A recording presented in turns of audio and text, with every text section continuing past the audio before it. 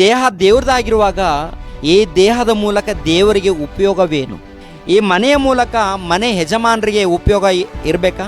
ಎಂದು ಹೊರಗಡೆ ಕೆಲಸ ಮಾಡಿ ಮನೆಯ ಯಜಮಾನನು ಮನೆಗೆ ಬಂದ ನಂತರ ಮನೆಯಲ್ಲಿ ವಿಶ್ರಾಂತಿ ತಗೊಳ್ಬೇಕಾದ್ರೆ, ನೆಮ್ಮದಿಯಿಂದ ನಿದ್ದೆ ಮಾಡಬೇಕಂದ್ರು, ಸಮಾಧಾನದಿಂದ ಇರಬೇಕಂದ್ರು ಮನೆಯಲ್ಲಿ ಯಾವ ರೀತಿ ಇರಬೇಕು ಹೇಳಿ? ವಾತಾವರಣ ಪ್ರಶಾಂತವಾಗಿರಬೇಕು, ಒಳ್ಳೆ ವಾಸನೆ ಇರಬೇಕು.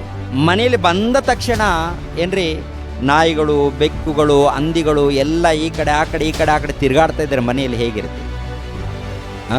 ಒಂದು 10 ನಾಯಿಗಳು, 10 ಬೆಕ್ಕುಗಳು, 10 ಎಲಿಗಳು, 10 ಕತ್ತೆಗಳು ಆ ಕಡೆ ಈ ಕಡೆ ಒದುರ್ತಾ ಇದ್ದಾರೆ. ಮನೆಯಲ್ಲಿ ಹೇಗಿರುತ್ತೆ?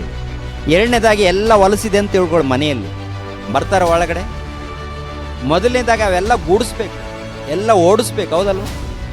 ಅವಾಗ ಪ್ರಶಾಂತವಾಗಿ ನೀಟಾಗಿ ಶುಭ್ರವಾಗಿದ್ದಾಗ ನೆಮ್ಮದಿಯಿಂದ ಸ್ವಲ್ಪ ರೆಸ್ಟ್ ಮಾಡ್ತಾರೆ, ಸಮಾಧಾನದಿಂದ. ಮನೆಯಲ್ಲಿ ಪ್ರಶಾಂತವಾಗಿರ್ಬೇಕಂದ್ರೆ ಒಳ್ಳೆ ವಾತಾವರಣ ಇರಬೇಕು. ಬಾರಿಗೆಯಿಂದ ಗೂಡಿಸಿ ನೀಟಾಗಿ ಎಲ್ಲ ನೀರಾಕಿ ನೀಟಾಗಿ ತೊಳೆದು ಶುಭ್ರ ಮಾಡ್ತಾರೆ. ಆನಂತರ ಸುಗಂಧ ತೈಲ ಇಲ್ಲಾಂದರೆ ಸುವಾಸನೆ ಬರುವಂಥ, ಒಳ್ಳೆ ವಾಸನೆ ಬರುವಂಥ ಮನೆಯಲ್ಲೆಲ್ಲ ಕೂಡ ಚಿಮುಕಿಸ್ತಾರೆ. ಅವಾಗ ಪ್ರಶಾಂತವಾಗಿ ಇರ್ಬೋದು. ಇವಾಗ ಯಾಕೆ ಹೇಳಿದ್ದೀನಿ ಅಂದರೆ, ಈ ಮನೆ ಯಾರ್ದು ಹೇಳಿ? ದೇವರು.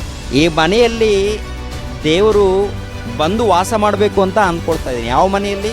ಈ ಮನೆ ನಮ್ಮದು, ಈ ಮನೆ ದೇವರು.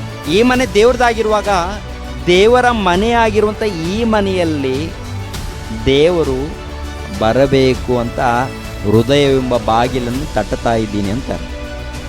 ಹೃದಯವೆಂಬ ಬಾಗಿಲನ್ನು ತೆರಿಬೇಕು ಮೊದಲೇ. ತೆರೆದ ನಂತರ ದುರ್ವಾಸನೆ ಕಂಡಿದೆ ಅಂತ ತಿಳ್ಕೊಳ್ಳಿ. ದುರ್ವಾಸನೆ ಅಂದರೆ ಅನೇಕ ಪಾಪಗಳು.